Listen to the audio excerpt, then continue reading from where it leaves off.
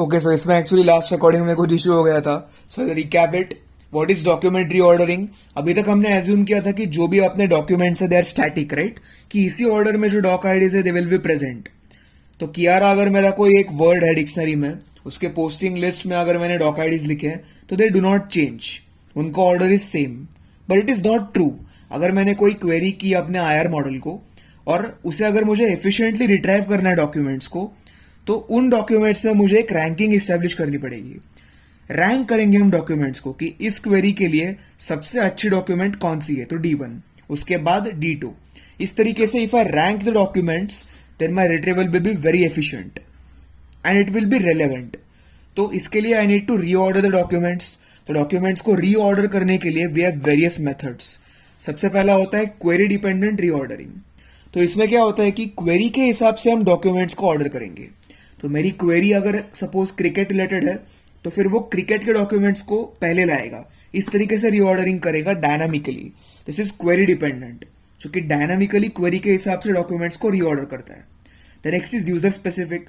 तो user specific में क्या होता है कि हर एक यूजर के लिए अलग डॉक्यूमेंट्स रिट्राइव होते हैं. जैसे फॉर एग्जाम्पल यूट्यूब रिकमेंडेशंस, अलग अलग डॉक्यूमेंट्स है, फिर फाइल्स अलग अलग यूजर्स के लिए रिट्राइव होते हैं. These are user specific. तो कैसे उनको पता चलता है? तो based on the search history, कि आप कौन से वेबसाइट्स, कौन से डॉक्यूमेंट्स एक्सेस कर रहे हो. तो फिर बेस्ड ऑन सर्च हिस्ट्री या फिर आपका मेटा डेटा, वो आपको रिकमेंड करेंगे वो documents. So these are user specific, specific to the user. आपके लिए अलग, मेरे लिए अलग. The next one is context aware. तो कंटेक्स्ट अवेयर क्या करता है? वो कंटेक्स्ट देखता है कि जिस कंटेक्स्ट में हमने डॉक्यूमेंट को रिट्राइव किया है. फॉर एग्जाम्पल फोन पे वो कुछ और डॉक्यूमेंट्स दिखाएगा या फिर लैपटॉप पे कुछ अलग डॉक्यूमेंट्स दिखाएगा. तो वो एक्चुअली क्वेरी और डॉक्यूमेंट के बीच का कंटेक्स्ट भी देखता है. वो रैंडमली सर्च नहीं करता है कि ये क्वेरी इससे मैच हो रही है, इससे मैच हो रही है, इससे ब्रूट फोर्स नहीं. वो एक्चुअली कंटेक्स्ट भी देखता है कि किस कंटेक्स्ट में पूछा जा रहा है, तो उसी के हिसाब से वो डॉक्यूमेंट रिट्राइव करेगा. The fourth one is based on distinct terms. So इसमें क्या करते हैं कि जिन जिन डॉक्यूमेंट्स में ज्यादा नंबर ऑफ डिस्टिंक्ट टर्म्स है उनको एक साथ क्लब करते हैं to form clusters. And in clusters से हम रीऑर्डरिंग करते हैं ताकि एफिशिएंसी बढ़ सके.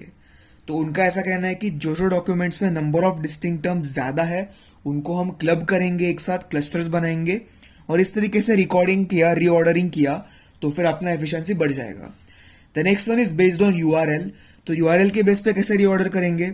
तो अगर हमने कोई डॉक्यूमेंट्स D5, D7 किसी वेब सर्वर से निकाले थे, हमने किसी वेब सर्वर में कुछ इनपुट दिया, हमें डॉक्यूमेंट्स एक साथ रिट्राइव किए थे कभी पास्ट में, तो बहुत हाई चांस है कि अगली बार जब मैं D5 रिट्राइव करूंगा तो उसके साथ D7 भी आ जाएगा. तो इस प्रॉपर्टी को मैं यूज करूंगा यूआरएल बेस्ड रीऑर्डरिंग में. कैसे?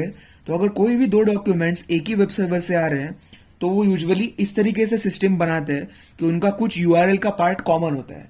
मतलब सिंस ये दोनों एक वेब सर्वर से आए थे तो उनका यूआरएल का कुछ पार्ट कॉमन होगा. तो अगर इन कॉमन पार्ट्स को, मतलब सिमिलर वेब सर्वर से आए हुए डॉक्यूमेंट्स को मैं एक साथ रीऑर्डर करूंगा, that is URL based reordering. So since इनका नाम सिमिलर है, सपोज पहले इसका एक रैंडम एग्जांपल ले रहा हूं, पहले इसका अगर है ABCD और दूसरे वाला है ABCD सपोज F, और यहां पे लिखता हूं मैं I, जो भी होगा.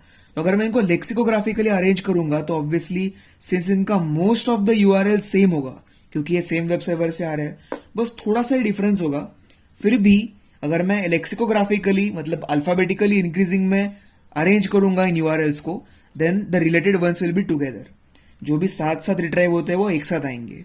तो इन रीऑर्डरिंग टेक्निक से डॉक्यूमेंट को हम रीऑर्डर करेंगे ताकि हमारा जो आईआर मॉडल है वो एफिशिएंटली और क्विकली रिलेटेड डॉक्यूमेंट्स को रिट्राइव कर पाएगा.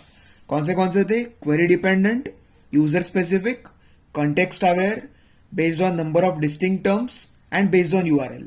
These are the 5 मेथड जिसमें हम रीऑर्डरिंग करेंगे डॉक्यूमेंट्स की, ताकि हमारा जो क्वेरी है वो एफिशिएंटली प्रोसेस हो पाए.